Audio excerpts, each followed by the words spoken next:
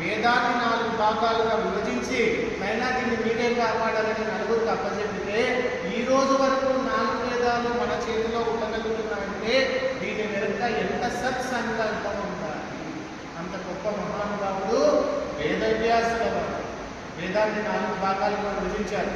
తర్వాత వేదంలోని జ్ఞాన భాగాలైనటువంటి ఉపనిషత్తులు ఉంటాయి. ఒక్కొక్క వేదంలో జ్ఞాన భాగం ఉంటుంది. ఋగ్వేదంలో జ్ఞాన భాగం ఉంటుంది, యజుర్వేదంలో జ్ఞాన భాగం ఉంటుంది, సామవేదంలో జ్ఞాన భాగం ఉంటుంది, అథర్వ వేదంలో జ్ఞాన భాగం ఉంటుంది. ఆ వేదంలో ఉన్నటువంటి జ్ఞాన భాగాలకే ఉపనిషత్తులు అని పేరు. ఏం పేరు? ఉపనిషత్తులు. ఆ ఉపనిషత్తులలో ఆత్మజ్ఞానం ఉంది, బ్రహ్మజ్ఞానం ఉంది. నువ్వెవరో, నీ స్వరూపం ఏమిటో, నీ జీవిత గమ్యం ఏమిటో తెలిపే అపార జ్ఞానం ఆ ఉపనిషత్తులలో ఉంది. అలాంటి ఉపనిషత్తులు వేద ఉపనిషత్తులు ఉన్నాయి.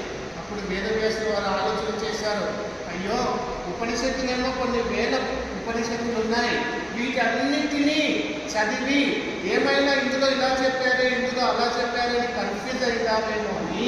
అంతే కదండి, తల్లి ఒకటి చెప్పి తండ్రి ఒకటే చెప్పారనుకోండి ఏం ఇబ్బంది ఉండదు.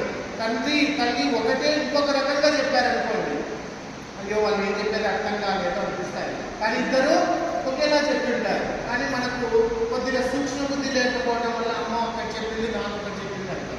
అలాగనే అన్ని ఉపనిషత్తులు ఉన్నాయి, చదివే సాధకులు ఏమన్నా కన్ఫ్యూజ్ అవుతారే అన్నటువంటి ఆలోచనతో ఉపనిషత్తులోని ఏ ఏ మంత్రాలలో కొద్దిగా కష్టంగా ఉంటుందో సరళంగా ఉండవో మంత్రాలు వాటి అన్నిటినీ తీసుకొని బ్రహ్మసూత్రాలు అన్నటువంటి గ్రంథంలో ఎక్స్ప్లెయిన్ చేశారు.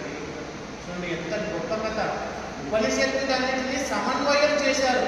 అయ్యా 4 వేదాలలో ఉన్నటువంటి ఉపనిషత్తులన్నీ వేదాలలో ఉన్నటువంటి జ్ఞాన భాండాగారం అంతా ఒకే తత్వాన్ని అద్వైత సిద్ధాంతాన్నే బోధిస్తుంది అని మనకు నిరూపించడానికి బ్రహ్మసూత్రాలు